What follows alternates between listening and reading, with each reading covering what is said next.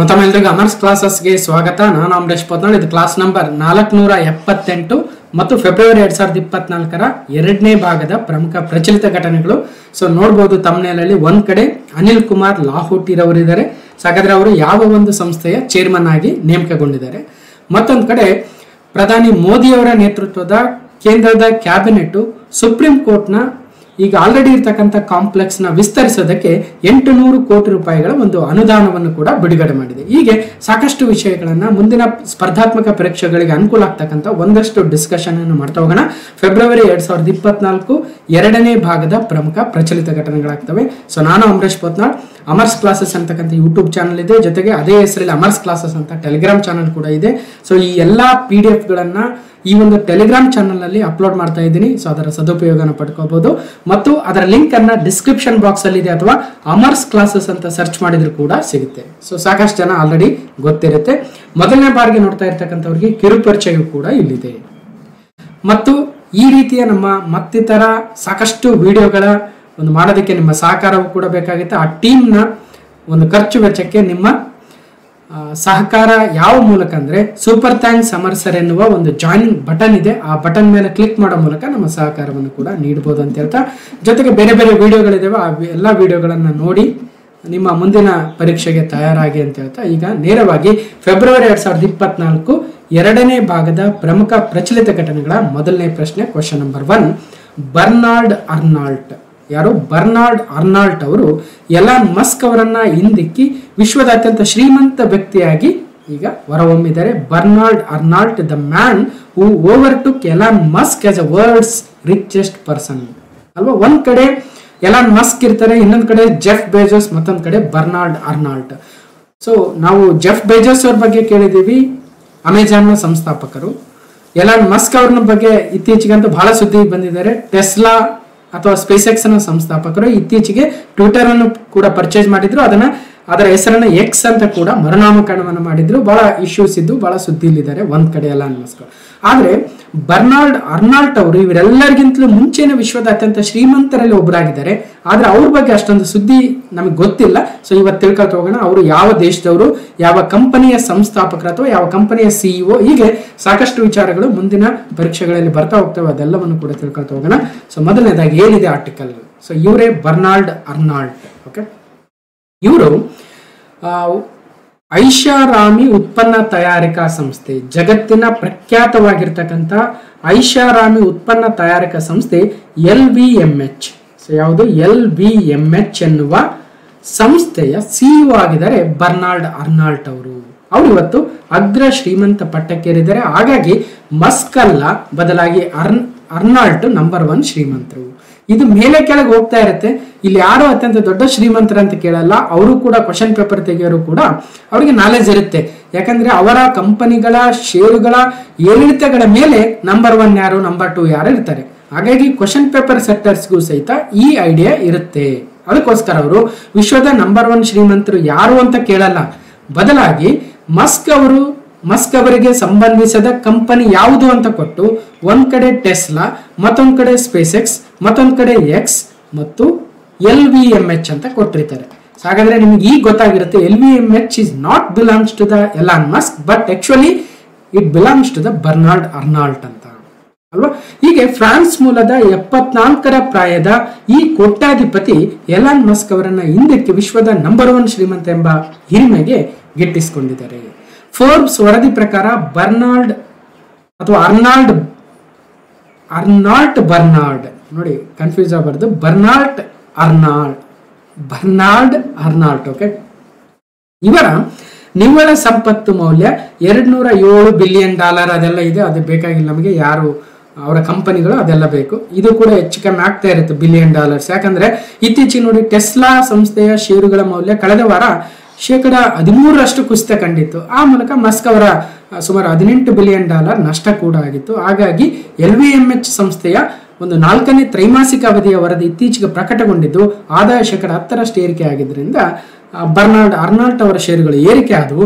Tesla ಆದಾಯ ಕುಸಿತಗೊಂಡಿದ್ರಿಂದ Musk ಅವರ ಷೇರುಗಳ ಒಟ್ಟು ಆದಾಯ ಕುಸಿತ ಕಂಡಿತು. ಹೀಗಾಗಿ ಇವ್ರ ಮೇಲೆ ಬಂದ್ರೆ ಅವ್ರು ಕೆಳಗೆ ಹೋದ್ರಷ್ಟೇ. ಮತ್ತು ಫ್ಯಾಷನ್ ಜಗತ್ತಿನಲ್ಲಿ ಉನ್ನತ ಬ್ರ್ಯಾಂಡ್ ಎಂದೇ ಜನಪ್ರಿಯ ಗಳಿಸಿರುವಂತಹ ಲೂಯಿ ವುಟಾನ್ ಮತ್ತು ಕ್ರಿಶ್ಚಿಯನ್ ಡಿಯೋರ್ ಸೇರಿದಂತೆ ಹಲವು ಬ್ರ್ಯಾಂಡ್ಗಳು LVMH ಸಂಸ್ಥೆಯಡಿ ಕಾರ್ಯನಿರ್ವಹಿಸ್ತಾ ಇದ್ದಾವೆ. ಹಾಗಾಗಿ ಒಟ್ಟಾರೆಯಾಗಿ ಬರ್ನಾರ್ಡ್ ಅರ್ನಾಲ್ಟ್ ಅವರ ಫ್ಯಾಮಿಲಿ ನಂಬರ್ 1 ಸ್ಥಾನದಲ್ಲಿದೆ. ಎಲಾನ್ ಮಸ್ಕ್ 2ನೇ ಸ್ಥಾನ, ಜೆಫ್ ಬೆಜೋಸ್ ಅಮೆಜಾನ್ ಸಂಸ್ಥಾಪಕರು 3, ಲ್ಯಾರಿ ಎಲ್ಲಿಸನ್ ಒರಾಕಲ್ ಸಂಸ್ಥೆಯ ಸಂಸ್ಥಾಪಕರು 4ನೇ ಸ್ಥಾನ, Warren Buffett one of the great investor in the current world Warren Buffett 5, Bill Gates Microsoft ಸಂಸ್ಥೆಯ ಸಂಸ್ಥಾಪಕರು, ಮೈಕಲ್ ಬ್ಲೂಮ್ಬರ್ಗ್ ಮತ್ತು ಕಾರ್ಲೋಸ್ ಸ್ಲಿಮ್, ಹೀಗೆ ಒಂದಷ್ಟು ಜನದ ಹೆಸರನ್ನು ಕೂಡ ನೆನಪಿಡಬೇಕು. ಇವರೇ ಬರ್ನಾರ್ಡ್ ಅರ್ನಾಲ್ಟ್, ಇವರು ಎಲಾನ್ ಮಸ್ಕ್, ಇವರು ಜೆಫ್ ಬೆಜೋಸ್, ಇವರು ಲ್ಯಾರಿ ಎಲ್ಲಿಸನ್, ವಾರೆನ್ ಬಫೆಟ್, ಇವರು ಬಿಲ್ ಗೇಟ್ಸ್ ಗೊತ್ತಿದೆ already, Michael Bloomberg, Carlos slim ಮತ್ತು ಮುಖೇಶ್ ಅಂಬಾನಿ ಅವರು ಕೂಡ ಇದ್ದಾರೆ, ಸ್ಟೀವ್ ಬಾಮರ್ ಕೂಡ ಇದ್ದಾರೆ. ಸ್ಟೀವ್ ಬಾಮರ್ ಅವರು ಮೈಕ್ರೋಸಾಫ್ಟ್ ಸಂಸ್ಥೆಯ ಕೋ ಫೌಂಡರ್ ಮತ್ತು CEO ಕೂಡ ಆಗಿ ವರ್ಕ್ ಮಾಡಿದ್ರು ಹಿಂದೆ. ಹೀಗೆ ಒಂದಷ್ಟು ಡೀಟೇಲ್ಸ್ ಇದೆ. ಎಕ್ಸಾಕ್ಟ್ ಇದೇ ಅಲ್ಲ, ಇವರು ಯಾವ ಸಂಸ್ಥೆಯ ಸಂಸ್ಥಾಪಕರು, ಇವರು ಯಾವ ದೇಶದವರು, ಈ ರೀತಿಯ ಅಂಶಗಳನ್ನು ತಿಳ್ಕೊಬೇಕು. ಇಲ್ಲಿ ಸರ್ ಈಗ ಪ್ರಸ್ತುತ ಮುಖೇಶ್ ಅಂಬಾನಿ ಅವರು 9ನೇ ಸ್ಥಾನದಲ್ಲಿ ಇಲ್ಲ ಸರ್, ನೀವು ರಾಂಗ್ ಆಗಿ ಕೊಟ್ಟಿದ್ದೀರ ಅನ್ನೋದಲ್ಲ, ನಿಮ್ಗೆ ಅರ್ಥ ಆಗ್ಲಿ ಅನ್ನೋ ಉದ್ದೇಶಕ್ಕೆ ಯಾವುದೋ ಹಳೆ ಒಂದು ಇದನ್ನ ತಂದಿರೋದು. ಒಂದ್ ಕಡೆ ಇದ್ರೂ ಇರ್ಬೋದು ಈಗ 9ನೇ ಸ್ಥಾನದಲ್ಲಿ ಮುಖೇಶ್ ಅಂಬಾನಿ ಅವರು, ಏರಿಳಿತ ಆಗ್ತಾ ಇರುತ್ತಲ್ವ. ದಿನನಿತ್ಯ ಮುಖೇಶ್ ಅಂಬಾನಿ ಅವರ 10 ಕಂಪನಿಗಳ ಷೇರುಗಳು ಏರಿಳಿತ ಆದಂಗೆಲ್ಲ ಅವರ ಸ್ಥಾನ ಮೇಲೆ ಕೆಳಗೆ ಹೋಗ್ತಾ ಇರುತ್ತೆ. ಓಕೆ, ಮತ್ತಷ್ಟು ಡೀಟೇಲ್ಸ್ ಕೂಡ ಇಲ್ಲಿದೆ. ಇಲ್ಲಿ ನೋಡಿ ಗೌತಮ್ ಅದಾನಿ ಅವರು ಕೂಡ ಒಂದ್ ಕಡೆ ಇದ್ದಾರೆ. ಇದು ಯಾವಾಗ ಹಿಂದಿನ ಅವರು ಟಾಪ್ 5 ಬಂದಿದ್ರು ಅವಾಗಿನ ಕತೆ. ಇನ್ನು ಕ್ವಶನ್ ನಂಬರ್ 2, ಕರ್ನಾಟಕ ಸರ್ಕಾರವು ಸಾಮಾಜಿಕ ಮಾಧ್ಯಮ ಗೇಮಿಂಗ್ ಅನ್ನ ಎಚ್ಚರಿಕೆಯಿಂದ ಬಳಸುವುದನ್ನು ಉತ್ತೇಜಿಸಲು ಡಿಜಿಟಲ್ ಡಿಟಾಕ್ಸ್ ಎನ್ನುವ ಉಪಕ್ರಮವನ್ನು ಪ್ರಕಟಿಸಿದೆ. ಕ್ವಶನ್ ಹಿಂಗೂ ಕೇಳಬಹುದು, ಇತ್ತೀಚೆಗೆ ಯಾವ ಸರ್ಕಾರವು ಡಿಜಿಟಲ್ ಡಿಟಾಕ್ಸ್ ಎಂಬ ಇನಿಷಿಯೇಷನ್ ತಂದಿದೆ ಅಂತ ಕೇಳಬಹುದು. Karnataka government announcers digital detox initiative to encourage mindful use of social media and gaming. ಒಂದ್ ಕಡೆ ಇನ್ಸ್ಟಾಗ್ರಾಮ್ ಹಿಡಿದ್ರೆ ಸಾಕು, ಗಂಟೆಗಟ್ಲೆ ನೋಡ್ತೀವಿ. ಇನ್ನೊಂದ್ ಕಡೆ ಯೂಟ್ಯೂಬ್ ಓಪನ್ ಮಾಡಿದ್ರೆ ಸಾಕು, ಆ ಕಡೆ ಒಂದ್ ಕಡೆ ಅಮರೇಶ್ ಪೋತ್ನಾಳನ್ನ ಒಳ್ಳೆ ವಿಡಿಯೋ ಬಂದಿರುತ್ತೆ, ಒಳ್ಳೆ ಕರೆಂಟ್ ಅಫೇರ್ಸ್ ಅಥವಾ ಇನ್ನೊಂದು ಯಾವ್ದೋ ಭಾರತ ರತ್ನನೋ ಪದ್ಮ ಅವಾರ್ಡು ಮತ್ತೊಂದು ಮುಗಿದೊಂದು ಬಂದಿರುತ್ತೆ. ಅದನ್ನ ನೋಡಲ್ಲ, ಬದಲಾಗಿ ಯೂಟ್ಯೂಬ್ ಶಾರ್ಟ್ಸ್, YT ಶಾರ್ಟ್ಸ್ ನ ಏರಿಸ್ತಾ ಹೋಗ್ತೀವಿ, ಸ್ಕ್ರಾಲ್ ಮಾಡ್ತೀವಿ, ಕೊನೆಗೆ ಅದು ಎಂಡೇ ಆಗಲ್ಲ ಅಲ್ವಾ. ಅದೊಂಥರ ಸಮುದ್ರದ ನೀರಿದ್ದಂಗೆ, ಯಾವತ್ತೂ ಬರಿದಾಗಲ್ಲ. ಆದ್ರೂ ಕೂಡ ಮತ್ತೊಂದ್ ಕಡೆ ಫೋನ್ ಓದ್ತಾ ಇರ್ತೀವಿ, ಪಕ್ಕದಲ್ಲಿ ಫೋನ್ ಇರುತ್ತೆ, ಯಾವುದೋ SMS ಮೆಸೇಜು, ವಾಟ್ಸಪ್ ಸೌಂಡ್ ಏನೋ ಬರುತ್ತೆ ಮತ್ತೆ ಅಲ್ವಾ. ಹೀಗೆ ವಾಟ್ಸಪ್, ಫೇಸ್ಬುಕ್, ಇನ್ಸ್ಟಾಗ್ರಾಮು, ಯೂಟ್ಯೂಬು ಅಲ್ವಾ, ಇನ್ನೂ ಭಾಳ ಇದಾವೆ, ಸ್ನ್ಯಾಪ್ಚಾಟ್ ಅಂತ ಭಾಳ ಇದಾವೆ ಅಲ್ವಾ. ಮತ್ತೊಂದು ಕಡೆ ಅಮೆಜಾನು, ಮತ್ತೊಂದು ಕಡೆ ಸ್ನ್ಯಾಪ್ಡೀಲು, ಮತ್ತೊಂದು ಕಡೆ ಫ್ಲಿಪ್ಕಾರ್ಟು ಅಲ್ವಾ. ಒಟ್ಟಾರೆಯಾಗಿ ನಾವು ಡಿಜಿಟಲ್ ಫುಲ್ ಅಡಿಕ್ಟ್ ಆಗ್ಬಿಟ್ಟಿದ್ವಿ. ಅದರಿಂದ ಯಾವ ರೀತಿಯಾಗಿ ಹೊರಗೆ ಬರೋದು ಅಲ್ವಾ. ಗೇಮ್ಸ್ ಹಿಡಿದ್ರಂತೂ ಮುಗಿದೇ ಹೋಯ್ತು ಅಲ್ವಾ, ಗೇಮ್ಸ್ ಆಡೋರ್ ಕತೆ ನೋಡಬಾರ್ದು. ಹೀಗೆ ಸೋಷಿಯಲ್ ಮೀಡಿಯಾ ಮತ್ತು ಗೇಮಿಂಗ್ ಇಂದ ಹೊರಗೆ ಬರಬೇಕು, ಅದನ್ನ ಕೇವಲ ಒಳ್ಳೆತನಕ್ಕೆ ಬಳಸಬೇಕು ಅಲ್ವಾ. ಇವತ್ತು ನೋಡಿ ಒಳ್ಳೆ ವಿಡಿಯೋಸ್ ನೋಡಿ ನಾಲೆಜನ್ನು ಬೆಳೆಸ್ಕೊಂಡ್ರೆ ನಮ್ಮ ಜೀವನ ಇಂಪ್ರೂವ್ ಆಗುತ್ತೆ. ಅಂಥದ್ರ ಬಗ್ಗೆ ಗಮನ ಕೊಡಬೇಕು ಅಲ್ವಾ. ಆ ವಯಸ್ಸಲ್ಲಿ ಗೊತ್ತಾಗುವಷ್ಟು ಹೊತ್ತಿಗೆ ವಯಸ್ಸು ಮೀರಿ ಹೋಗಿರುತ್ತೆ. ಆ ಥರ ಆಗುತ್ತೆ. ಅದು ಯಾವುದೋ ಅಂತಾರಲ್ಲ, ಅಲ್ಲಿದ್ದಾಗ ಕಡಲೆ ಇರಲಿಲ್ಲ, ಕಡಲೆ ಇದ್ದಾಗ ಅಲ್ಲಿಲ್ಲ ಅನ್ನೋ ಲೆಕ್ಕಕ್ಕೆ ಆಗಬಾರ್ದು. ಅದಕ್ಕೋಸ್ಕರ ಕರ್ನಾಟಕ ಸರ್ಕಾರ ಡಿಜಿಟಲ್ ಡಿಟಾಕ್ಸ್ ಎನ್ನುವ ಉಪಕ್ರಮವನ್ನು ತಂದಿದೆ. ಇದರ ಉದ್ದೇಶ ಏನು ಅಥವಾ ಇದನ್ನು ಯಾವ ಉದ್ದೇಶಕ್ಕೆ ತಂದಿದ್ದಾರೆ ಅಂದರೆ ನೋಡಿ, Karnataka government recently announced A new digital detox initiative in collaboration with all India game developers forum. ಯಾವುದರ ಜೊತೆ ಅನ್ನೋದು important. All India game developers forum ಭಾಳ ಗೇಮ್ಸ್ ಇದ್ದು ಅಲ್ವಾ. ಆ ಗೇಮ್ಸ್ ನೋಡಿ ಹುಡುಗರು ಎಲ್ಲೆಲ್ಲೋ ಏನು ಒಂಥರ ಮಾನಸಿಕರಾಗಿ ಆಡೋದನ್ನ ಮಾಡ್ಕೊಂಡ್ಬಿಟ್ಟಿದ್ರು. ಇವಾಗಲೂ ಕೂಡ ಇರ್ಬೇಕು ಅವು ಯಾವ ಗೇಮ್ಸ್ ಹೆಸರೇ ಇವಾಗ ಸ್ವಲ್ಪ ಕಡಿಮೆ ಆಗಿದೆ. ಅವನ್ನ ಬ್ಯಾನ್ ಮಾಡಿದ್ರು ಅಲ್ವಾ. ಇಲ್ಲದೆ ಹೋಗಿದ್ರೆ ಭಾಳ ಕಷ್ಟ ಆಯ್ತು. ಈವನ್ ಟಿಕ್ಟಾಕ್ ಅನ್ನು ಬ್ಯಾನ್ ಮಾಡಿದ್ರು, ಇಲ್ಲ ಅಂದಿದ್ರೆ ಅದೊಂಥರ ಇದಾಗಿತ್ತು. ಓಕೆ, ಮಿತಿಮೀರಿದ ತಂತ್ರಜ್ಞಾನ ಬಳಕೆಯ ಋಣಾತ್ಮಕ ಪರಿಣಾಮಗಳ ಬಗ್ಗೆ ಜಾಗೃತಿಯನ್ನು ಮೂಡಿಸಬೇಕು ಮತ್ತು ಹೆಚ್ಚು ಜಾಗರೂಕ ಡಿಜಿಟಲ್ ಅಭ್ಯಾಸಗಳನ್ನು ಉತ್ತೇಜಿಸಲು ಪ್ರೋಗ್ರಾಮು ಗುರಿಯನ್ನ ಹಾಕೊಂಡಿದ್ದಾರೆ. ಓಕೆ, ಅಂದ್ರೆ ತಂತ್ರಜ್ಞಾನದ ಮಿತಿಮೀರಿದ ಬಳಕೆ ಆಗ್ತಾ ಇದೆ. ಒಟ್ಟಾರೆಯಾಗಿ ಡಿಜಿಟಲ್ ಸಾಧನಗಳು ಮತ್ತು ಸಾಮಾಜಿಕ ಮಾಧ್ಯಮಗಳಲ್ಲಿ ಮುಳುಗಿರುವ ಸಮಯವನ್ನು ಕಡಿಮೆ ಮಾಡಿಸ್ಬೇಕು. ಅಂದ್ರೆ ಉಪಯೋಗಕ್ಕೆ ಬರತಕ್ಕಂಥ ವಿಚಾರಗಳನ್ನು ಮಾತ್ರ ತಿಳ್ಕೋಬೇಕು ಅಲ್ವಾ. ಗೊತ್ತಾಗ್ತಾ ಇದೆ ಆಲ್ರೆಡಿ ಯಾವುದೋ ಒಂದು ಕೆಲಸಕ್ಕೆ ಬಾರದ ವಿಚಾರಗಳು ಲಕ್ಷ ಓಡಿರ್ತವೆ, ಕೆಲ್ಸಕ್ಕೆ ಬರಂತ ನಾವು ಒಳ್ಳೆ ವಿಡಿಯೋಸ್ ಮಾಡಿ ಹೇಳಿರ್ತೀವಿ, ನೋಡಪ್ಪ ನೀವು ದಿನನಿತ್ಯ ಈ ರೀತಿ ಅಭ್ಯಾಸಗಳನ್ನ ಮಾಡಬೇಕು, ಈ ತರ ಟೈಮ್ ಟೇಬಲ್ ಹಾಕೊಳ್ಳಿ, ನ್ಯೂಸ್ ಪೇಪರ್ ಈಗ ಓದ್ಬೇಕು ಅಂತ ನಾನು ಒಳ್ಳೊಳ್ಳೆ ವಿಡಿಯೋಸ್ ಮಾಡಿ ಹಾಕಿದ್ರೆ ಅದನ್ನ ನೋಡೋರೇ ಇಲ್ಲ. ಅದ್ರ ಬದಲು ಅದಾದ ಬಿಗ್ ಬಾಸ್ ಅಲ್ಲಿ ಹಂಗಾಯ್ತು, ಇನ್ನೊಂದ್ರಲ್ಲಿ ಇನ್ನೊಂದ್ ತರ ಆಯ್ತು, ಯಾರೋ ಹಂಗ್ ಮಾಡಿದೆ ಹಿಂಗ್ ಮಾಡಿದೆ ಅನ್ನೋದಕ್ಕೆ ಲಕ್ಷ ಲಕ್ಷ ನೋಡ್ತಾರೆ ನಂಗೆ ಜನ. ಏನು ಅದೇ ಬಹಳ ಇದಾಗ್ಬಿಟ್ಟಿದೆ. ಅವ್ರಿಗೆ ಗೊತ್ತಿಲ್ಲ, ಯಾವುದೋ ಒಂದು ಭ್ರಮಾಲೋಕದಲ್ಲಿ ಇದ್ದಾರೆ. ನಂಗೆ ನಿಜ ಜೀವನ ಬಂದಾಗ ಸುಮ್ಮನೆ ಹಂಗೆ ಹೆಂಗೋ ಒಂದು ನಡೆದೋಗುತ್ತೆ ಜೀವನ ಅನ್ನೋಕ್ಕೆ ಆಗೋಗಿದೆ ಅಲ್ವಾ.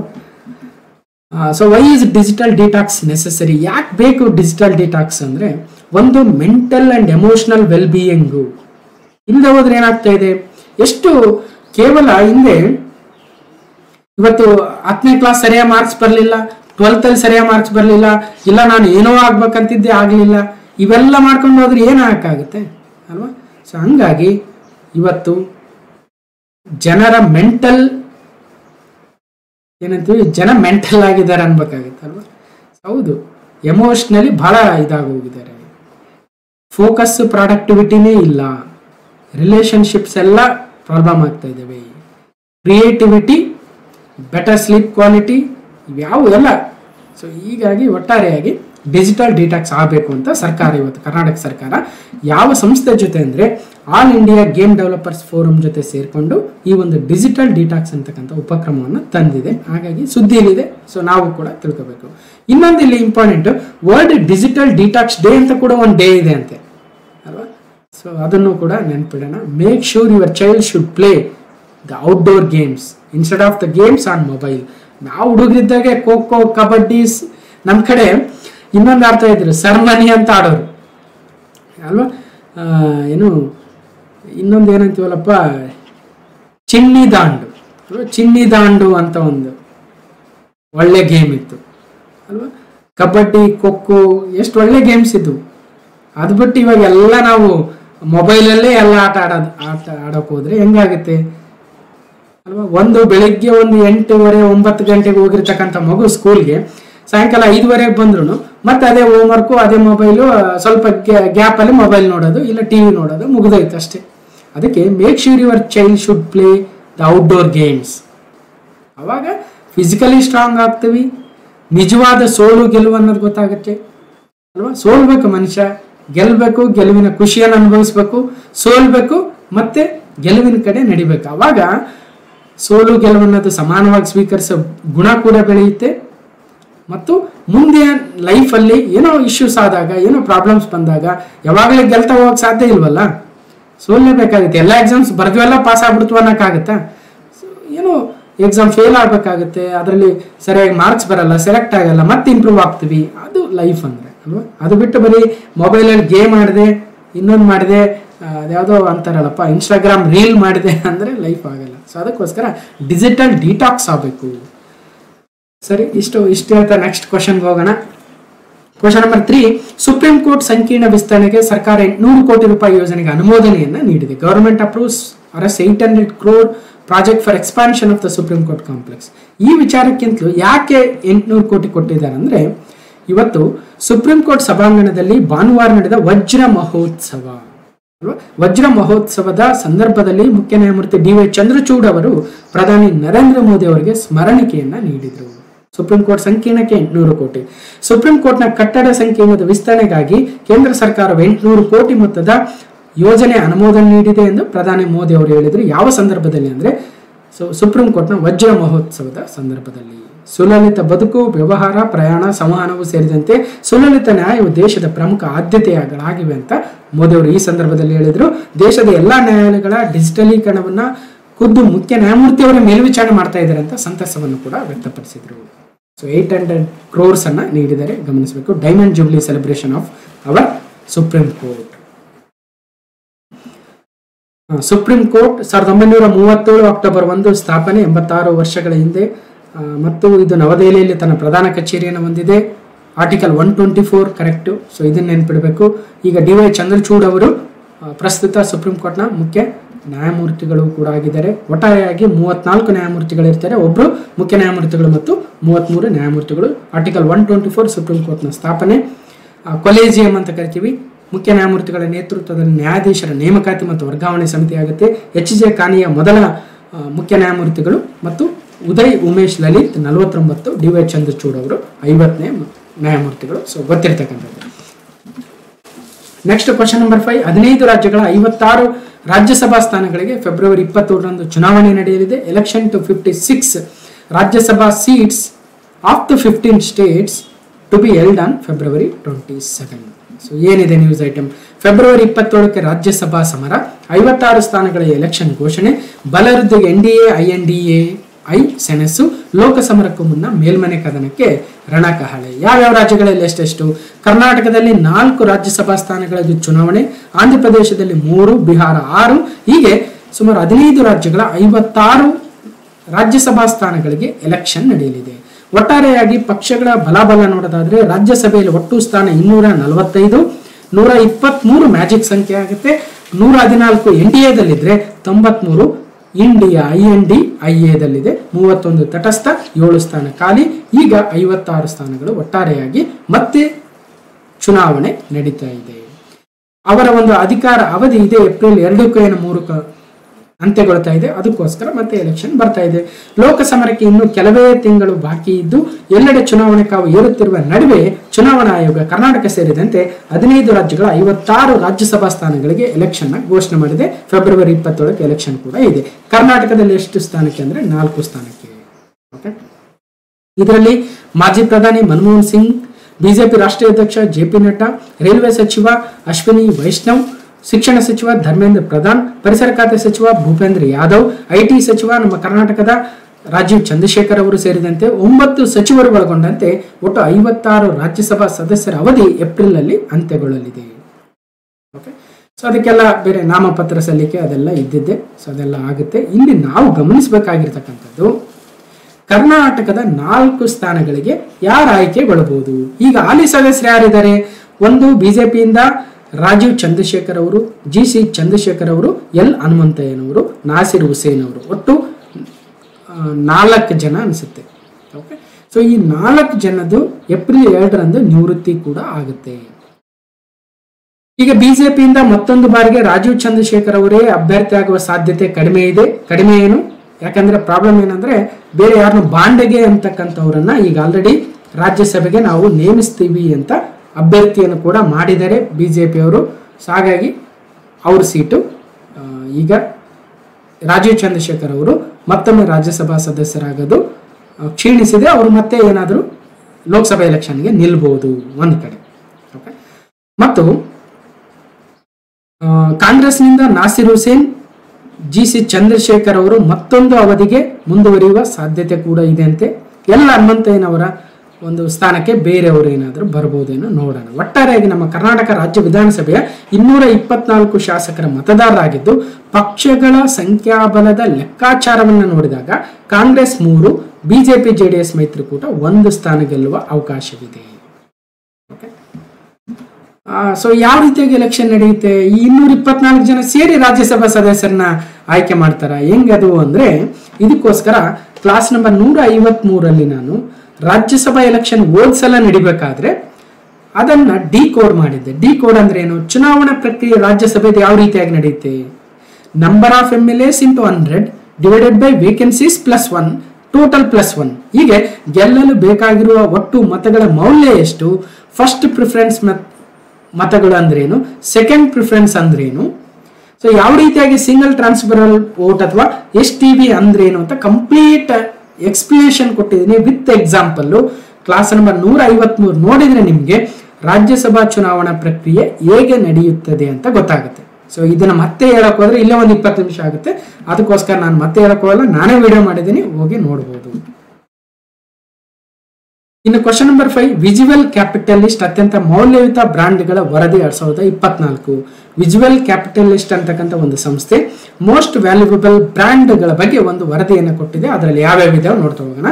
ಸೊ ಟಾಪ್ 10 ಬ್ರ್ಯಾಂಡ್ ಪಟ್ಟಿಯಲ್ಲಿ ಆಪಲ್ ಕಂಪನಿ, ಮೈಕ್ರೋಸಾಫ್ಟ್ ಕಂಪನಿಗಳು 2ನೇ ಸ್ಥಾನದಲ್ಲಿ, Google 3, Amazon 4, Samsung 5, Walmart 6, TikTok 7, Facebook 8, Deutsche Telekom 9, ICBC ಅಂತೆ 10. ಹೀಗೆ ಟಾಪ್ 3 ಯಾವಿದಾವೆ? Apple, Microsoft, Google. ವಿಶ್ವದ ಅತ್ಯುನ್ನತ ಮೌಲ್ಯಯುತ ಬ್ರ್ಯಾಂಡ್ಗಳನ್ನ ವಿಜುವಲ್ ಕ್ಯಾಪಿಟಲಿಸ್ಟ್ ವರದಿ ವರದಿ ಮಾಡಿದೆ. ವಿಶ್ವದ 2024 ಟಾಪ್ 10 ಬ್ರ್ಯಾಂಡ್ಗಳಲ್ಲಿ ಅಮೆರಿಕದ 6 ಕಂಪನಿಗಳಿದ್ದಾವೆ. ಅದರಲ್ಲೂ ಎಲಾನ್ ಮಸ್ಕ್ ಅವರ ಟೆಸ್ಲಾ ಕಂಪನಿ ಇವತ್ತು ಟಾಪ್ 10 ನಿಂದ ಹೊರಗುಳಿದಿದೆ ಅನ್ನೋದನ್ನು ಕೂಡ ಗಮನಿಸಬೇಕು. ಮೊದಲ ಸ್ಥಾನದಲ್ಲಿ ಆಪಲ್, 2ನೇ ಸ್ಥಾನದಲ್ಲಿ ಮೈಕ್ರೋಸಾಫ್ಟ್, 3ನೇ ಸ್ಥಾನದಲ್ಲಿ ಗೂಗಲ್ ಇದೆ, 4ರಲ್ಲಿ ಅಮೆಜಾನ್ ಇದೆ. ವಾರ್ಷಿಕ ಜಾಗತಿಕ ಶ್ರೇಯಾಂಕದ ಆಧಾರದ ಮೇಲೆ ವಿಜುವಲ್ ಕ್ಯಾಪಿಟಲಿಸ್ಟ್ ಸಂಸ್ಥೆಯು ವಿಶ್ವದ ಅತ್ಯುನ್ನತ ಮೌಲ್ಯಯುತ ಬ್ರ್ಯಾಂಡ್ಗಳನ್ನು ವರದಿ ಮಾಡಿದೆ. ಬ್ರ್ಯಾಂಡ್ನ ಮೌಲ್ಯವನ್ನ ಕಂಪನಿಯು ಗಳಿಸಿದ ಲಾಭದ ಆಧಾರದ ಮೇಲೆ ಲೆಕ್ಕ ಹಾಕಲಾಗುತ್ತೆ, ಗಮನಿಸಬೇಕು. So apple, Microsoft, Google, Amazon ಇವು 4 ನೆನಪಿಡಿ. ವ್ಯಾಲ್ಯೂಯಬಲ್ ಬ್ರ್ಯಾಂಡ್ಸ್ 2024 ವಿಜುವಲ್ ಕ್ಯಾಪಿಟಲಿಸ್ಟ್ ಅನ್ನುವ ಸಂಸ್ಥೆ. ಕ್ವಶನ್ ನಂಬರ್ 6, ಜಾಗತಿಕ ಭ್ರಷ್ಟಾಚಾರ ಸೂಚ್ಯಂಕ ಗ್ಲೋಬಲ್ ಕರಪ್ಷನ್ ಇಂಡೆಕ್ಸ್. ಇದರಲ್ಲಿ 180 ದೇಶಗಳಲ್ಲಿ ಭಾರತವು 93ನೇ ಸ್ಥಾನದಲ್ಲಿದೆ. ವರದಿ ಬಿಡುಗಡೆಯಾಗಿದೆ. India ranks 93 among 180 countries in the global corruption index. ಈ ರೀತಿಯಾಗಿ ಇಂಡೆಕ್ಸ್ಗಳು ವೆರಿ ವೆರಿ ಇಂಪಾರ್ಟೆಂಟ್. ಆಲ್ಮೋಸ್ಟ್ ಕಳೆದ 3-4 ವಿಡಿಯೋಗಳಲ್ಲಿ ಪ್ರತಿಯೊಂದು ವಿಡಿಯೋದಲ್ಲೂ ಒಂದೊಂದು ಇಂಡೆಕ್ಸ್ ಇರ್ತಾ ಇದೆ, ಗಮನಿಸಬೇಕು. ಸೊ ಭ್ರಷ್ಟಾಚಾರ ಪರಿಕಲ್ಪನಾ ಸೂಚ್ಯಂಕ ಭಾರತಕ್ಕೆ 93ನೇ ಸ್ಥಾನ. 2023 ಭ್ರಷ್ಟಾಚಾರ ಪರಿಕಲ್ಪನಾ ಸೂಚ್ಯಂಕದಲ್ಲಿ ಜಗತ್ತಿನ 180 ದೇಶಗಳ ಪೈಕಿ ಭಾರತವು 93ನೇ ಸ್ಥಾನವನ್ನು ಪಡೆದಿದೆ ಅಂತ ಟ್ರಾನ್ಸ್ಪರೆನ್ಸಿ ಇಂಟರ್ನ್ಯಾಷನಲ್ ಸಂಸ್ಥೆಯು ವರದಿ ಮಾಡಿದೆ.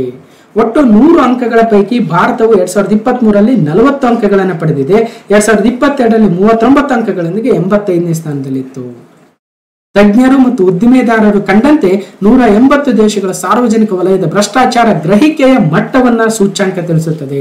ಸೂಚ್ಯಂಕದಲ್ಲಿ 0ಯಿಂದ 100ರವರೆಗಿನ ಮಾಪನ ಬಳಸಲಾಗಿದ್ದು 0ಯಿಂದ 100. ಓಕೆ, ಅದರಲ್ಲಿ 0 ಅಂಕ ಪಡೆದ್ರೆ ಅತ್ಯಂತ ಭ್ರಷ್ಟ, 100 ಅಂಕ ಪಡೆದ್ರೆ ಭ್ರಷ್ಟ ರಹಿತ. ಭಾರತ ಎಷ್ಟು ಅಂಕ ಪಡೆದಿದೆ? ಭಾರತವು 40 ಅಂಕ ಪಡೆದಿದೆ, ಗಮನಿಸಬೇಕು. ಭಾರತದಲ್ಲಿ ಅಂಕಗಳಲ್ಲಿ ಸಣ್ಣ ಪ್ರಮಾಣದ ಏರಿಳಿತ ಅಂತೂ ಕಂಡು ಬಂದಿದೆ. ಮಹತ್ವದ ಬದಲಾವಣೆ ಬಗ್ಗೆ ಯಾವುದೇ ತೀರ್ಮಾನಕ್ಕೆ ಬರಲಾಗ್ತಾ ಇಲ್ಲ.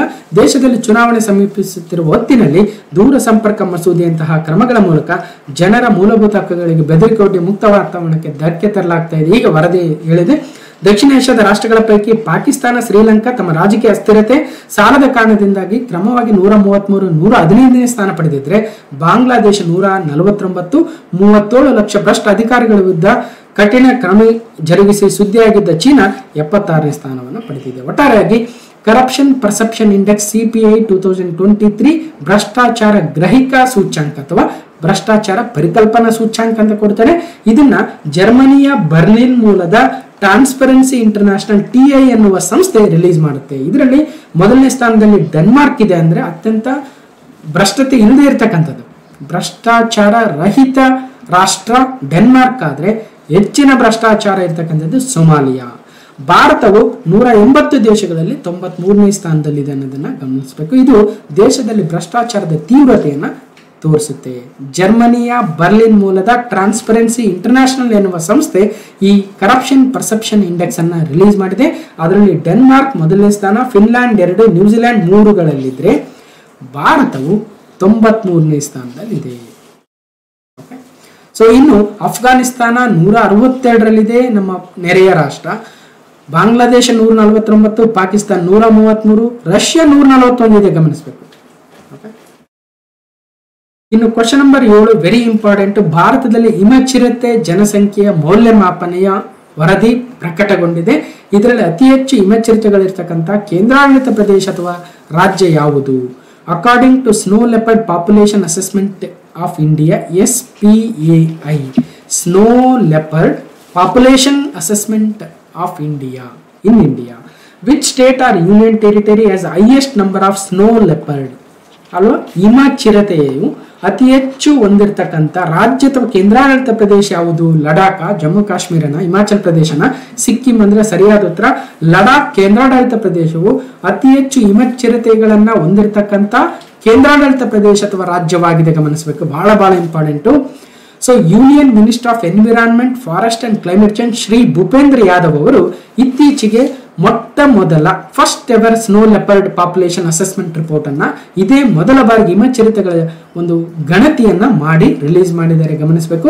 ಅದರಲ್ಲಿ ಒಟ್ಟು 718 ಹಿಮಚಿರತೆಗಳು ನಮ್ಮ ದೇಶದಲ್ಲಿದ್ದಾವೆ ಅಂತ ವೈಲ್ಡ್ ಲೈಫ್ ಇನ್ಸ್ಟಿಟ್ಯೂಟ್ ಆಫ್ ಇಂಡಿಯಾದಿಂದ ಸಂಯೋಜಿಸಲ್ಪಟ್ಟ 4 ವರ್ಷಗಳ ವೈಜ್ಞಾನಿಕ ಅಧ್ಯಯನವು ಹೇಳಿದೆ. 718 ಹಿಮಚಿರತೆಗಳು. ಈ ನಂಬರ್ ಅನ್ನ ಕೇಳಬಹುದು, 718. ಜಾಗತಿಕವಾಗಿ 10 to 15% of total snow leopard population ನಮ್ಮ ಇಂಡಿಯಾದಲ್ಲಿದೆ. ಓಕೆ, ಹಾಗಾದ್ರೆ 477 ಹೈಯೆಸ್ಟ್ ಅಂದ್ರೆ 718ರಲ್ಲಿ 477 ಇರ್ತಕ್ಕಂಥದ್ದು ಲಡಾಖಲ್ಲಿ ಮೊದಲನೇ ಸ್ಥಾನದಲ್ಲಿ. ಎರಡನೇ ಸ್ಥಾನದಲ್ಲಿ ಉತ್ತರಾಖಂಡ 124 ಹಿಮಚರಿತಗಳೊಂದಿಗೆ, 3 ಹಿಮಾಚಲ್ ಪ್ರದೇಶ 51 ಹಿಮಚರಿತಗಳು, 4 ಅರುಣಾಚಲ್ ಪ್ರದೇಶ 36 ಹಿಮಚರಿತಗಳು, ಸಿಕ್ಕಿಂ 21, ಜಮ್ಮು ಕಾಶ್ಮೀರ 9. ಹೀಗೆ 4 ರಾಜ್ಯಗಳು, 1 ಉತ್ತರಾಖಂಡ, 2 ಹಿಮಾಚಲ್ ಪ್ರದೇಶ, 3 ಅರುಣಾಚಲ್ ಪ್ರದೇಶ, 4 ಸಿಕ್ಕಿಂ, ಹೀಗೆ 4 ರಾಜ್ಯಗಳು ಮತ್ತು 2 ಕೇಂದ್ರಾಡಳಿತ ಪ್ರದೇಶಗಳು. ಸೊ 1 ಲಡಾಖ್ ಮತ್ತೊಂದು ಜಮ್ಮು ಕಾಶ್ಮೀರ. 4 ರಾಜ್ಯಗಳು, 2 ಕೇಂದ್ರಾಡಳಿತ ಪ್ರದೇಶಗಳು, ಒಟ್ಟು 718 ಹಿಮಚರಿತಗಳು. ಗಮನಿಸಬೇಕು, ಲಡಾಖ್ ಹೈಯೆಸ್ಟ್. ಹೀಗೆ ದೇಶದಲ್ಲಿವೆ 718 ಹಿಮಚರಿತಗಳು. ಸೊ ಹಿಮಾಲಯನ್ ಸ್ಟೇಟ್ಸ್ ಅಲ್ಲಿ ಅಥವಾ ಹಿಮಾಲಯನ್ ಯೂನಿಯನ್ ಟೆರಿಟರೀಸ್ ಅಲ್ಲಿ ನಾವು ಹೆಚ್ಚಿನ ಪ್ರಮಾಣದಲ್ಲಿ ಕಾಣಬಹುದು. ಓಕೆ, ಜಮ್ಮು ಕಾಶ್ಮೀರ 9, ಲಡಾಖ್ 477, ಹಿಮಾಚಲ್ ಪ್ರದೇಶ 51, ಉತ್ತರಾಖಂಡ 124, ಸಿಕ್ಕಿಂ 21, ಅರುಣಾಚಲ್ ಪ್ರದೇಶ 36 ಹಿಮಚರಿತಗಳು ಕಂಡು ಬಂದಿದ್ದಾವೆ. ಓಕೆ, ಆ ಹಿಮಚರಿತಗಳು ಯಾವ್ಯಾವ ರಾಜ್ಯದಲ್ಲಿದ್ದಾವೆ, ಟೋಟಲ್ ಎಷ್ಟಿದೆ, ಸೊ ಆ ವಿಚಾರಗಳನ್ನ ನೀವು ಮತ್ತೊಮ್ಮೆ ನೋಟ್ ಮಾಡ್ಕೊಳ್ತಾ, ಹಿಮಚರಿತ ಅಥವಾ snow leopard IUCN red list ಅಲ್ಲಿ ಯಾವ ಒಂದು ಕ್ಯಾಟಗರಿಯಲ್ಲಿದೆ ಅಂದ್ರೆ ವಲ್ನರಬಲ್ ಕ್ಯಾಟಗರಿಯಲ್ಲಿದೆ. ಕೇವಲ ನಮ್ಮ ಭಾರತದಲ್ಲ, ಬದಲಾಗಿ ಪ್ರಪಂಚದ ವಿವಿಧ ದೇಶಗಳಲ್ಲೂ ಕೂಡ ಇದು ಕಂಡುಬರುತ್ತೆ. ಇನ್ನು question number 8, IMF international monetary fund ಅಲ್ವಾ, ಅಂತಾರಾಷ್ಟ್ರೀಯ ಹಣಕಾಸು ನಿಧಿ FY24 ಗಾಗಿ ಭಾರತದ GDPಯ ಬೆಳವಣಿಗೆಯ ಮುನ್ಸೂಚನೆಯನ್ನ 6.3%ಗೆ ಸ್ವಲ್ಪ ಮಟ್ಟಿಗೆ ಹೆಚ್ಚಿಸಿದೆ. IMF rises India's GDP growth forecast marginally to 6.3% for the FY24. ನೋಡೋಣ ಏನಿದೆ ಅಂತ ಇಲ್ಲಿ. ಸೊ ಮೊದಲು ಈ ಆರ್ಟಿಕಲ್ ನೋಡೋಣ. ಕರೆಕ್ಟ್, IMF ಏನಿದೆ, ಭಾರತದ ಆರ್ಥಿಕತೆ ಬೆಳವಣಿಗೆಯು ಅಂದ್ರೆ GDP 2023-24ನೇ ಹಣಕಾಸು ವರ್ಷ 2023 ಏಪ್ರಿಲ್ 1ರಿಂದ 2024 ಮಾರ್ಚ್ 31ರವರೆಗಿನ ಆರ್ಥಿಕ ವರ್ಷದಲ್ಲಿ 6.7% ಗ್ರೋತ್ ಆಗಲಿದೆ ಅಂತ ಹೇಳಿದೆ. ಅದನ್ನು ಗಮನಿಸಬೇಕು. ಇಲ್ಲಿ ನಾವು 6.3 ಇದು ನೆಕ್ಸ್ಟ್ ವರ್ಷಕ್ಕೆ, ಆಕ್ಚುಲಿ ಈ ವರ್ಷಕ್ಕೆ ಎಷ್ಟಾಗ್ತಾ ಇದೆ 6.7%. ಇನ್ನು 1.5 ತಿಂಗಳಿದೆ. ಎಲ್ಲವನ್ನು ಸೇರಿಸಿದ್ರೆ ಟೋಟಲ್ ನಮ್ಮ ಆರ್ಥಿಕ ಬೆಳವಣಿಗೆ 6.7% ಅಷ್ಟು ಆಗಲಿದೆ ಅಂತ ಅಂದಾಜು ಮಾಡಿದೆ ಅಂತಾರಾಷ್ಟ್ರೀಯ ಹಣಕಾಸು ನಿಧಿ. ಮೊದಲು ಎಷ್ಟು ಹೇಳಿತ್ತು 6.3%, ಅದಕ್ಕೋಸ್ಕರ ಇಲ್ಲಿ 6.3 ಅಂತಿದೆ. ಆಕ್ಚುಲಿ ಇದು 6.7 ಆಗಬೇಕು. 6.7 ಗಮನಿಸಿ, ಯಾಕಂದ್ರೆ 6.3 ಅಂತ ಮೊದಲು ಹೇಳಿತ್ತು, ಈಗ ಹೆಚ್ಚಿಗೆ ಮಾಡಿದೆ ಅಲ್ವಾ. ಮತ್ತು ಮುಂದಿನ ವರ್ಷ 2024 ಏಪ್ರಿಲ್ 1ರಿಂದ 2025 ಮಾರ್ಚ್ 31ರವರೆಗೂ ಮತ್ತೊಂದು ವರ್ಷದ ಹಣಕಾಸು ಸ್ಟಾರ್ಟ್ ಆಗುತ್ತಲ್ವ, ಹಣಕಾಸು ವರ್ಷ, ಅದರಲ್ಲಿ 6.5% ಬೆಳವಣಿಗೆಯನ್ನು ಕಾಣಲಿದೆ ಅಂತ ಹೇಳಿದೆ.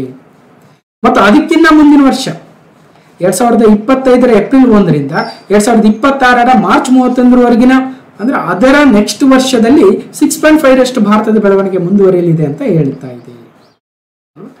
ಸೊ ಇನ್ನೊಂದು ಕಡೆ ಕ್ರಿಸಿಲ್ ಅಂತಕ್ಕಂಥ ಸಂಸ್ಥೆ, ಸೊ ಹೀಗೆ ಕ್ರೆಡಿಟ್ ರೇಟಿಂಗ್ ಸಂಸ್ಥೆ ಆಗಿರ್ತಕ್ಕಂಥ ಕ್ರಿಸಿಲ್ ಏನ್ ಹೇಳ್ತಾ ಇದೆ, GDP ಮುನ್ನೋಟ ವರದಿಯನ್ನು ಪ್ರಕಟ ಮಾಡಿದ್ದು ಹಣದುಬ್ಬರ ಏರಿಕೆಗೆ ಕಳವಳವನ್ನ ಹೇಳ್ತಾ ಇದೆ. 6.7 ಸರಾಸರಿ ಪ್ರಗತಿ ನಿರೀಕ್ಷೆ ಇದೆ ಅಂತ ಹೇಳ್ತಾ ಇದೆ.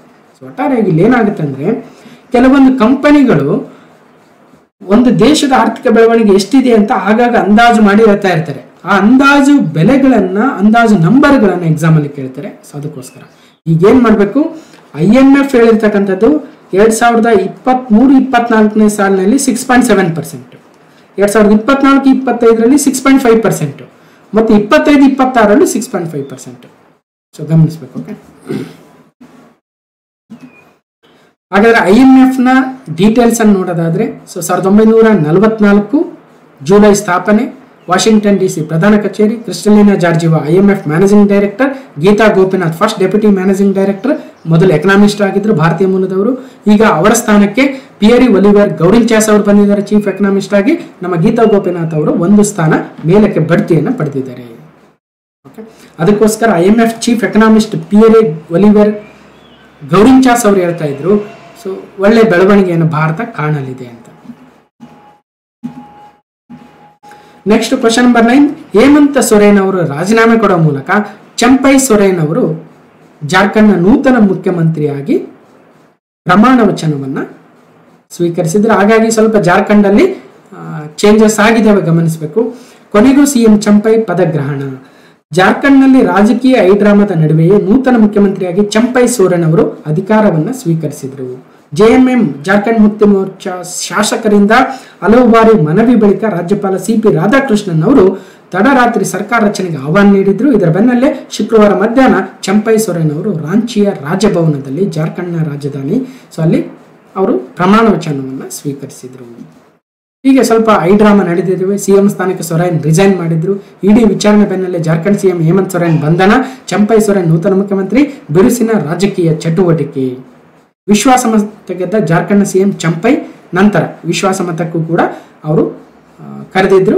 ವಿಶ್ವಾಸಮತವನ್ನು ಕೂಡ 81 ಸದಸ್ಯ ಬಲದ ವಿಧಾನಸಭೆಯಲ್ಲಿ ಜೆಎಂಎಂ ಮೈತ್ರಿ ಸರ್ಕಾರ 47-29 ಮತಗಳಿಂದ ವಿಶ್ವಾಸಮತ ಪರೀಕ್ಷೆಯಲ್ಲಿ ಪಾಸ್ ಆಯಿತು. ಹೀಗೆ ಜಾರ್ಖಂಡ್ ಅಲ್ಲಿ ಸಾಕಷ್ಟು ಬದಲಾವಣೆಗಳನ್ನ ಕಂಡಿದೆ. ಅಲ್ಲಿನ ಮುಖ್ಯಮಂತ್ರಿಗಳು ಜೈಲಿಗೆ ಹೋಗೋದು ಕಾಮನ್ ಆಗ್ಬಿಟ್ಟಿದೆ. ಹಿಂದೆ ಹೇಮಂತ್ ಸೊರೇನ್ ಅವರ ತಂದೆ ಶಿಬು ಸೊರೇನ್ ಅವರು ಕೂಡ ಜೈಲಿಗೆ ಹೋಗಿರ್ತಕ್ಕಂಥ ನಿದರ್ಶನಗಳನ್ನ ನಾವು ನೋಡಿದ್ವಿ. ರಾಜಕೀಯ ಅಸ್ಥಿರತೆ ಜಾರ್ಖಂಡ್ನಲ್ಲಿ ಬಹಳಷ್ಟು ಕಾಮನ್ ಆಗ್ಬಿಟ್ಟಿದೆ. ಈಗ ಒಂದಷ್ಟು ಡೀಟೇಲ್ಸ್ ಕೂಡ ಇಲ್ಲಿದೆ. 12ನೇ ಮುಖ್ಯಮಂತ್ರಿಯಾಗಿ ಚಂಪೈ ಸೊರೇನ್ ಅವರು ಪ್ರಮಾಣ ವಚನವನ್ನು ಕೂಡ ಸ್ವೀಕರಿಸಿದ್ರು. ಇನ್ನು ಜಾರ್ಖಂಡ್ನ ರಾಜಧಾನಿ ರಾಂಚಿ. ಈಗ ಜಾರ್ಖಂಡ್ ಮುಖ್ಯಮಂತ್ರಿಗಳಾಗಿ ಚಂಪೈ ಸೊರೇನ್ ಮತ್ತು ಅಲ್ಲಿನ ರಾಜ್ಯಪಾಲರು ಸಿಪಿ ರಾಧಾಕೃಷ್ಣನ್ ಅವರು. Question number 10, Kalaburagi GI tag ತೊಗರಿಬೇಳೆ ಅಂಚೆ ಮೂಲಕ ಮನೆ ಬಾಗಿಲಿಗೆ. ಕಲಬುರಗಿ ಜಿಐ ಟ್ಯಾಗ್ ಪಡೆದಿರ್ತಕ್ಕಂಥ ತೂರ್ ದಾಲ್ ಇವತ್ತೇನಾಗಿದೆ, ಮನೆಗೆ ಬೇಕಾದರೂ ಬರೋದಕ್ಕೆ ರೆಡಿ ಇದೆ. ನೀವು ಜಸ್ಟ್ ಹೋಗಿ ಆನ್ಲೈನ್ ಅಲ್ಲಿ ಬುಕ್ ಮಾಡಿಸಿದ್ರೆ ಸಾಕು, ಮನೆಗೆ ಡೆಲಿವರಿ ಮಾಡಿಕೊಡ್ತಾರೆ ನಮ್ಮ ಕಲಬುರಗಿ ಭಾಗದ ತೊಗರಿ ಬೇಳೆ. ದೇಶದಾದ್ಯಂತ ಕಲಬುರಗಿ ತೊಗರಿಯ ಘಮ. ಜಿಐ ತೊಗರಿ ಬೇಳೆ ಇನ್ನು ಮುಂದೆ ಸ್ಪೀಡ್ ಪೋಸ್ಟ್ ನಲ್ಲಿ ಸರಬರಾಜು. ಉತ್ಕೃಷ್ಟ ಗುಣದಿಂದ ಜಾಗತಿಕವಾಗಿ ಹೆಸರಾಗಿರುವ ಮತ್ತು ಜಿಐ ಮಾನ್ಯತೆ ಪಡೆದಿರುವ ಕಲಬುರಗಿಯ ರುಚಿಕರ ಭೀಮಾ ಬ್ರ್ಯಾಂಡ್ ತೊಗರಿ ಬೇಳೆ ಸವಿಯಬೇಕು ಅನ್ನೋರಿಗೆ ಸಿಹಿ ಸುದ್ದಿ ಇದೆ. ಕಲಬುರಗಿಯಲ್ಲಿರುವ ಕರ್ನಾಟಕ ಬೇಳೆಕಾಳು ಅಭಿವೃದ್ಧಿ ಮಂಡಳಿ, ತೊಗರಿ ಮಂಡಳಿ ಅಂತ ಕರಿತೀವಿ, ಜಿಐ ಮಾನ್ಯತೆಯ ಕಲಬುರಗಿಯ ಪಟ್ಕಾ ತೊಗರಿ ಬೆಳೆಯನ್ನು ದೇಶವ್ಯಾಪಿ ಮಾರಾಟಕ್ಕೆ ಮೊದಲ ಬಾರಿಗೆ ಇ-ಕಾಮರ್ಸ್ಗೆ ಎಂಟ್ರಿ ಕೊಟ್ಟಿದೆ. ಹೇಗೆ ಸಾಗಣೆ ಮಾಡ್ತಾರೆ? ತೊಗರಿ ಮಂಡಳಿಯು ಜಿಐ ಟ್ಯಾಗ್ ಪಡೆದಿರ್ತಕ್ಕಂಥ ತೊಗರಿ ಬೇಳೆಯನ್ನ 1 ಕೆಜಿ ಮತ್ತು 30 ಕೆಜಿ ಪ್ಯಾಕೆಟ್ಗಳನ್ನು ಸಿದ್ಧಪಡಿಸಿದೆ ಅಂತೆ. ಗ್ರಾಹಕರು www.beemapulses.com ವೆಬ್ಸೈಟ್ಗೆ ಹೋಗಿ ಬೇಡಿಕೆ ಸಲ್ಲಿಸಿದ್ರೆ ಅಂಚೆ ಮೂಲಕ ನಿಮಗೆ ತೊಗರಿಯನ್ನ ಭೀಮಾ ಪಲ್ಸಸ್ ನಲ್ಲಿ ಬ್ರ್ಯಾಂಡ್ ಇದೆ, ಆ ಬ್ರ್ಯಾಂಡ್ ಮೂಲಕ ನಿಮಗೆ ಮಾರುಕಟ್ಟೆಗೆ ಈಗ ಆಲ್ರೆಡಿ ಬಂದಿದ್ದಾವೆ ಮತ್ತು ಪೋಸ್ಟ್ ಅಲ್ಲಿ ಕೂಡ ಸ್ಪೀಡ್ ಪೋಸ್ಟ್ ಅಲ್ಲಿ ಕಳಿಸ್ತಾರಂತೆ. ಭೀಮಾ ಪಲ್ಸಸ್ ಗುಲ್ಬರ್ಗಾ ತೂರ್ ದಾಲ್, ಗುಲ್ಬರ್ಗಾ ತೊಗರಿ ಬೇಳೆ. ದ್ವಿದಳ ಧಾನ್ಯ ಮಂಡಳಿ ಅಂಚೆ ಇಲಾಖೆ ಒಪ್ಪಂದ, ಮನೆ ಬಾಗಿಲಿಗೆ ಭೀಮಾ ಬೇಳೆ. ಹಾಗಾದ್ರೆ ಜಿಐ ಟ್ಯಾಗ್ಸ್ ಬಗ್ಗೆ ಸಪರೇಟ್ ವಿಡಿಯೋ ಮಾಡಿದಾಗ ನಾವು ಗುಲ್ಬರ್ಗಾದ ತೂರ್ ದಾಲ್ ಅಥವಾ ತೊಗರಿ ಬೇಳೆ ಬಗ್ಗೆ ಮಾತಾಡಿದ್ವಿ. ವಿಶ್ವದಾದ್ಯಂತ ತನ್ನ ಗುಣಮಟ್ಟಕ್ಕೆ, ಉತ್ತಮ ಗುಣಮಟ್ಟಕ್ಕೆ ಹೆಸರುವಾಸಿಯಾಗಿದೆ. ಗುಲ್ಬರ್ಗಾ ತೂರ್ ದಾಲ್ ಬೆಳೆಯುವ ಪ್ರದೇಶದ ಮಣ್ಣಿನಲ್ಲಿ ಹೆಚ್ಚಿನ ಕ್ಯಾಲ್ಸಿಯಂ ಮತ್ತು ಪೊಟ್ಯಾಷಿಯಂ ಅಂಶವು ಅದರ ಗುಣಮಟ್ಟಕ್ಕೆ ಪ್ರಮುಖ ಅಂಶಗಳಲ್ಲಿ ಒಂದಾಗಿದೆ. ಬೇರೆಡೆ ಬೆಳೆಯುವ ತೊಗರಿ ಬೆಳೆಗೆ ಹೋಲಿಸಿದರೆ ಇಲ್ಲಿನ ಬೆಳೆ ಉತ್ತಮ ರುಚಿ ಮತ್ತು ಸುವಾಸನೆಯನ್ನು ಹೊಂದಿರುತ್ತದೆ. ನಮ್ಮ ಕಲಬುರಗಿ ಮತ್ತು ರಾಯಚೂರು, ಯಾದಗಿರ್, ಈವನ್ ಬಳ್ಳಾರಿ, ಈವನ್ ಕೊಪ್ಪಳ, ಈ ಭಾಗದ ಬೀದರ್ ಮತ್ತು ಯಾದಗಿರಿ ಈ ಭಾಗದ ಬಹಳ ಉತ್ತಮ ತೊಗರಿ ಬೆಳೆಯನ್ನು ನಾವು ಕಾಣಬಹುದು. ಇನ್ನು ಕ್ವಶನ್ ನಂಬರ್ 11, ಬಿಸಿಸಿಐ ಕಾರ್ಯದರ್ಶಿ ಜೈ ಶಾ ಅವರು, ಅಂದ್ರೆ ಬಿಸಿಸಿಐನ ಕಾರ್ಯದರ್ಶಿ ಆಗಿರ್ತಕ್ಕಂಥ ಅಮಿತ್ ಶಾ ಅವರ ಮಗ ಜೈ ಶಾ ಅವರು ಏಷ್ಯನ್ ಕ್ರಿಕೆಟ್ ಕೌನ್ಸಿಲ್ ACC ಏನಿದೆ ಅಲ್ವಾ, ಆ ಒಂದು ACC ಕೌನ್ಸಿಲ್ನ ಅಧ್ಯಕ್ಷರಾಗಿ ಮರು ನೇಮಕಗೊಂಡಿದ್ದಾರೆ ಮತ್ತು 3ನೇ ಅವಧಿಗೆ ACC ಮುಖ್ಯಸ್ಥರಾಗಿ ನೇಮಕಗೊಂಡಿದ್ದಾರೆ. BCCI secretary Jay Shah reappointed as chairman of Asian cricket council set for 3rd time as ACC chief. ಇಲ್ಲಿ 3 ಬರ್ತವೆ ನಮಗೆ ಬೇಕಾಗಿರ್ತಕ್ಕಂಥದ್ದು. ಒಂದು ICC ಅಂದ್ರೆ ಇಡೀ ವರ್ಲ್ಡ್ಗೆ ಕ್ರಿಕೆಟ್ ಅಸೋಸಿಯೇಷನ್, ಮತ್ತು ನಮ್ಮ ಏಷ್ಯಾಗೆ ACC ಅಂತಿದೆ, ನಮ್ಮ ಭಾರತದಲ್ಲಿ BCCI ಅಂತಿದೆ. BCCIನ ಸೆಕ್ರೆಟರಿ ಜೈ ಶಾ ಅವರು ACCಯ ಚೇರ್ಮನ್ ಕೂಡ ಆಗಿದ್ದಾರೆ 3ನೇ ಬಾರಿಗೆ ಅನ್ನೋದು ಕೂಡ ಗಮನಿಸಿ. ಜೈ ಶಾಗೆ ಮತ್ತೆ ACC ಅಧ್ಯಕ್ಷ ಸ್ಥಾನ. ಭಾರತೀಯ ಕ್ರಿಕೆಟ್ ನಿಯಂತ್ರಣ ಮಂಡಳಿ BCCIನ ಕಾರ್ಯದರ್ಶಿಯಾಗಿರ್ತಕ್ಕಂಥ ಜೈ ಶಾ ಅವರು 3ನೇ ಅವಧಿಗೆ ಏಷ್ಯನ್ ಕ್ರಿಕೆಟ್ ಸಮಿತಿಯ ಅಧ್ಯಕ್ಷರಾಗಿ ನೇಮಕಗೊಂಡಿದ್ದಾರೆ. 2ನೇ ಬಾರಿ ಕೂಡ ವಿಸ್ತರಣೆಯಾಗಿತ್ತು, ಈಗ 3ನೇ ಬಾರಿಗೆ. Board of control for cricket in India BCCI ಅಧ್ಯಕ್ಷರು ನಮ್ಮ ಕರ್ನಾಟಕ ಮೂಲದ ರೋಜರ್ ಬೆನ್ನೀರ್ ಅವರಿದ್ದಾರೆ. ಉಪಾಧ್ಯಕ್ಷರು ರಾಜೀವ್ ಶುಕ್ಲಾ ಇದ್ದಾರೆ. ಸಿಇಒ ಹೇಮಂತ್ ಅಮೀನ್ ಅವರಿದ್ದಾರೆ. ಸೆಕ್ರೆಟರಿ ಜೈಶಾರ್ ಅವರಿದ್ದಾರೆ. ಮೆನ್ಸ್ ಕೋಚ್ ಅಂದ್ರೆ ಪುರುಷರ ತಂಡದ ಕೋಚ್ ಆಗಿ ರಾಹುಲ್ ದ್ರಾವಿಡ್, ವುಮೆನ್ ತಂಡದ ಕೋಚ್ ಆಗಿ ಅಮಲ್ ಮುಜುಮ್ದಾರ್ ಅವರು ಇದ್ದಾರೆ. ಇನ್ನು ಏಷ್ಯನ್ ಕ್ರಿಕೆಟ್ ಕೌನ್ಸಿಲ್ ಅಲ್ಲ, ಇಲ್ಲಿ ಪ್ರಮುಖವಾಗಿರ್ತಕ್ಕಂಥದ್ದು ಬೋರ್ಡ್ ಆಫ್ ಕ್ರಿಕೆಟ್ ಕಂಟ್ರೋಲ್ ಅಥವಾ BCCIನ ಪ್ರಧಾನ ಕಚೇರಿ ಎಲ್ಲಿದೆ ಅಂತ ಕೇಳ್ತಾರೆ. ಮುಂಬೈಯಲ್ಲಿದೆ, ರೈಟ್, ಮಹಾರಾಷ್ಟ್ರದ ಮುಂಬೈಯಲ್ಲಿ. ಅದೇ ರೀತಿಯಾಗಿ ಏಷ್ಯನ್ ಕ್ರಿಕೆಟ್ ಕೌನ್ಸಿಲ್ 1983 ಸ್ಥಾಪನೆ. ಕೊಲಂಬೋದಲ್ಲಿ, ಶ್ರೀಲಂಕಾದ ಕೊಲಂಬೋದಲ್ಲಿ ಪ್ರಧಾನ ಕಚೇರಿ. ಜೈಶಾ ಪ್ರೆಸಿಡೆಂಟ್ ಆಗಿದ್ದಾರೆ, ಗಮನಿಸಬೇಕು.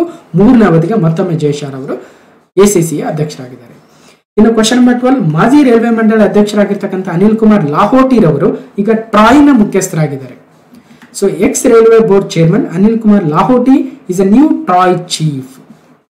So former chairman and CEO railway board Anil Kumar Lahoti appointed as a chairman of TRAI. So TRAI ಅಂದ್ರೇನು? Telecom regulatory authority of India, TRAI. So ಅಂದ್ರೆ ನಮ್ಮ ಭಾರತದಲ್ಲಿ ಈಗ ಒಂದ್ ಕಡೆ ಜಿಯೋ ಇದೆ, ಇನ್ನೊಂದ್ ಕಡೆ ಏರ್ಟೆಲ್ ಇದೆ, ವೋಡಾಫೋನ್ ಇದಾವೆ. ಇಂತಹ ಒಂದು ಟೆಲಿಕಾಂ ಅಥಾರಿಟಿಗಳನ್ನ ಕಂಟ್ರೋಲ್ ಮಾಡೋದಕ್ಕೆ ಒಂದು ಬೋರ್ಡ್ ಬೇಕಲ್ವಾ, ರೆಗ್ಯುಲೇಟರಿ ಬಾಡಿ, ಅದೇ ಟ್ರಾಯ್ ಆಗುತ್ತೆ. ಈ ಸಿಮ್ ಚೇಂಜ್ ಮಾಡೋದು ಅಥವಾ ಪೋರ್ಟ್ ಮಾಡ್ಕೊಳ್ತೀವಿ, ಇಂದ ಪೋರ್ಟ್ ಇರಲಿಲ್ಲ, ಸೊ ಅದಕ್ಕೆಲ್ಲ ಕಾರಣ ಟ್ರಾಯ್ ಆಗುತ್ತೆ. ಈ ಒಂದು ಟ್ರಾಯ್ನ ನೂತನ ಚೇರ್ಮನ್ ಆಗಿ ಅನಿಲ್ ಕುಮಾರ್ ಲಾಹೋಟಿರ್ ಅವರು ನೇಮಕಗೊಂಡಿದ್ದಾರೆ. ಹಿಂದೆ ಇವರು ರೈಲ್ವೆ ಬೋರ್ಡ್ನ ಚೇರ್ಮನ್ ಆಗಿದ್ರು ಮತ್ತು CEO ಆಗಿದ್ರು, ಗಮನಿಸಬೇಕು. PD ವಘೇಲಾರ್ ಅವರು ಟ್ರಾಯ್ನ ಚೇರ್ಮನ್ ಆಗಿದ್ರು. ಅವರ ಒಂದು ಅಧಿಕಾರಾವಧಿ ಮುಗಿದು ಈಗ ಆಲ್ರೆಡಿ 4 ತಿಂಗಳಾಗಿತ್ತು. ಹಾಗಾಗಿ ಟ್ರಾಯ್ನ ಚೇರ್ಮನ್ ಒಂದು ಸ್ಥಾನ ಖಾಲಿ ಇತ್ತು. Telecom regulatory authority of India 1997 20 ಫೆಬ್ರವರಿಯಂದು ಸ್ಥಾಪನೆಯಾಗಿತ್ತು. ಇದರ ಪ್ರಧಾನ ಕಚೇರಿ ನವದೆಹಲಿಯಲ್ಲಿದೆ. ಈಗ ಅನಿಲ್ ಕುಮಾರ್ ಲಾಹೋಟಿರ್ ಅವರು ಚೇರ್ಪರ್ಸನ್ ಆಗಿದ್ದಾರೆ.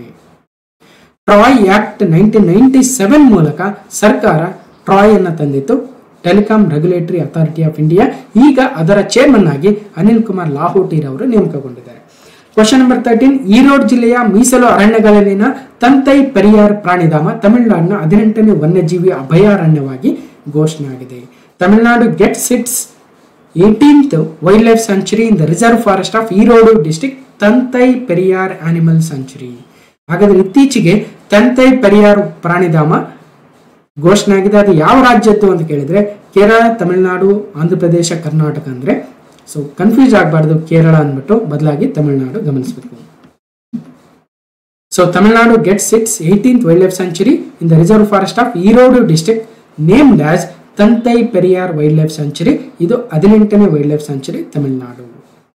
ಓಕೆ, ಸೊ ತಮಿಳುನಾಡಿನ ಒಂದಷ್ಟು ಡೀಟೇಲ್ಸ್ ಇದೆ. RN Ravi governor, MK Stalin ಮುಖ್ಯಮಂತ್ರಿಗಳು. ಬಹಳ ಸುದ್ದಿಯಲ್ಲಿದ್ದಾರೆ RN ರವಿ. ಸೊ ಅಲ್ಲಿನ ಸರ್ಕಾರ ಮತ್ತು ರಾಜ್ಯಪಾಲರ ಮಧ್ಯೆ ಸಾಕಷ್ಟು ಸಂಘರ್ಷ ಇದೆ.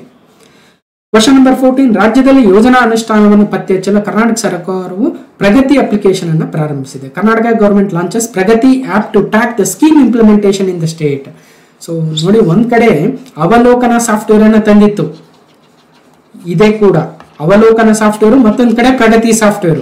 ಸೊ ನೋಟ್ ಮಾಡ್ಕೊಳ್ಳಿ, ಸ್ಕೀಮ್ಸ್ ತರ್ತಾರಲ್ವ, ಆ ಸ್ಕೀಮ್ಗಳ ಪ್ರಗತಿ ಯಾವ ರೀತಿಯಾಗಿದೆ, ಇಂಪ್ಲಿಮೆಂಟೇಷನ್ ಯಾವ ತರ ತಂದಿದ್ದಾರೆ ನೋಡೋದಕ್ಕೆ ಪ್ರಗತಿ ಅಪ್ಲಿಕೇಶನ್ ಸರ್ಕಾರ ತಂದಿದೆ. ಇತ್ತೀಚೆಗೆ ಕರ್ನಾಟಕ ಸರ್ಕಾರ ಜಿಲ್ಲಾ ಮಟ್ಟದ ಎಲ್ಲಾ ಇಲಾಖೆಗಳಲ್ಲಿ ಅನುಷ್ಠಾನಗೊಳ್ಳುವ ಯೋಜನೆಗಳ ಕ್ಷೇತ್ರ ಮಟ್ಟದ ಪ್ರಗತಿ ವೀಕ್ಷಣೆಗೆ ಪ್ರಗತಿ ಎನ್ನುವ ಹೆಸರಿನ ಮೊಬೈಲ್ ಅಪ್ಲಿಕೇಶನ್ ತಂದಿದೆ, ಗಮನಿಸಬೇಕು. ಅವಲೋಕನದ ವಿಶೇಷತೆ ಬೇರೆ, ಪ್ರಗತಿಯ ವಿಶೇಷತೆ ಬೇರೆ, ಗಮನಿಸಬೇಕು. ಇನ್ನು February 2024 part 2 current affairs. So question number 15 ಕೊನೆಯದು. ಭಾರತೀಯ ನೌಕಾಪಡೆಯು 2024ರ ನೌಕಾ ನಾಗರಿಕರ ವರ್ಷ ಅಂತ ಘೋಷಣೆ ಮಾಡ್ತಾ ಇದೆ. Indian navy declares 2024 year of naval civilians. So ಈ ರೀತಿಯಾಗಿ ಭಾರತೀಯ ನೌಕಾಪಡೆಯು ನೌಕಾಪಡೆಯ ನಾಗರಿಕರ ಆಡಳಿತ, ದಕ್ಷತೆ, ಯೋಗಕ್ಷೇಮವನ್ನು ಸುಧಾರಿಸಲು 2024 ನೌಕಾ ನಾಗರಿಕರ ವರ್ಷ ಅಂತ ಘೋಷಣೆ ಮಾಡಿದೆ. ಸೊ ಗಮನಿಸಬೇಕು, year of naval civilians 2024. Okay, so ಒಟ್ಟಾರೆಯಾಗಿ ನೌಕಾ ನಾಗರಿಕರ ವರ್ಷ ಅಂತ ಯಾವುದು ಅಂದ್ರೆ ಭಾರತದ ನೌಕಾಪಡೆ ಘೋಷಣೆ ಮಾಡಿದೆ 2024 year of naval civilians. So ಇಷ್ಟು 2024ರ 2ನೇ ಭಾಗದ ಪ್ರಮುಖ ಪ್ರಚಲಿತ ಘಟನೆಗಳಾಗಿತ್ತು. ಸೊ ಎಲ್ಲೆಲ್ಲಿ ಹೆಚ್ಚಿನ ಎಕ್ಸ್ಪ್ಲನೇಷನ್ ಬೇಕು ಅಲ್ಲಲ್ಲಿ ಕೊಟ್ಟಿದ್ದೀನಿ, ಎಲ್ಲೆಲ್ಲಿ ಸ್ವಲ್ಪ ಕಡಿಮೆ ಎಕ್ಸ್ಪ್ಲನೇಷನ್ ಬೇಕು ಅಷ್ಟೇ ಕೊಟ್ಟು ಮುಂದೆ ಹೋಗಿದ್ದೀವಿ. ಯಾಕಂದ್ರೆ ಯಾವುದಕ್ಕೆ ಹೆಚ್ಚಿನ ಎಕ್ಸ್ಪ್ಲನೇಷನ್ ಬೇಕು ಅದಕ್ಕೆ ನಾನೇ ಕೊಟ್ಟಿರ್ತೀನಿ ಅಂತ ಹೇಳ್ತಾ, ಹೇಗನ್ನಿಸ್ತು ಅಂತ ಕಮೆಂಟ್ ಮೂಲಕ ತಿಳಿಸಿ. ಮತ್ತು ಈ ವಿಡಿಯೋಗೆ ಒಂದು ಲೈಕ್ ಮಾಡಿ, ಶೇರ್ ಮಾಡಿ, ಸಬ್ಸ್ಕ್ರೈಬ್ ಮಾಡಿ. ಜೊತೆಗೆ ಸೂಪರ್ ಥ್ಯಾಂಕ್ಸ್ ಸಮರ್ ಸರ್ಗೆ ಜಾಯ್ನ್ ಆಗೋ ಮೂಲಕ ನನ್ನ ಮತ್ತಷ್ಟು ವರ್ಕಿಗೆ, ನಮ್ಮ ಟೀಮ್ಗೆ ನಿಮ್ಮ ಸಹಕಾರವನ್ನು ನೀಡ್ತೀರಾ ಅಂತ ಭಾವಿಸ್ತಾ, ಜೊತೆಗೆ ಬೇರೆ ಬೇರೆ ವಿಡಿಯೋ, ಬೇರೆ ಬೇರೆ ಏನು ವಿಡಿಯೋಗಳಿದ್ದಾವೆ, ಹೋಗಿ ನೋಡ್ಬೋದು. ಇದು ಒಟ್ಟಾರೆಯಾಗಿ ಫೆಬ್ರವರಿ 2024ರ 2ನೇ ಭಾಗವಾಗಿತ್ತು. ಓಕೆ, ನಿಮ್ಮ ಕಮೆಂಟ್ಗಳಿಗೋಸ್ಕರ ವೆಯ್ಟ್ ಮಾಡ್ತಾ ಇರ್ತೀನಿ ಅಂತ ಹೇಳ್ತಾ, ಸೊ ಈ ವಿಡಿಯೋನ ಕಂಪ್ಲೀಟ್ ಆಗಿ ನೋಡಿರ್ತಕ್ಕಂಥ ಎಲ್ರಿಗೂ ಧನ್ಯವಾದಗಳು. ಮತ್ತೆ ಮುಂದಿನ ವಿಡಿಯೋದಲ್ಲಿ ಸಿಗ್ತೇನೆ ಅಂತ ಹೇಳ್ತಾ ಥ್ಯಾಂಕ್ ಯು.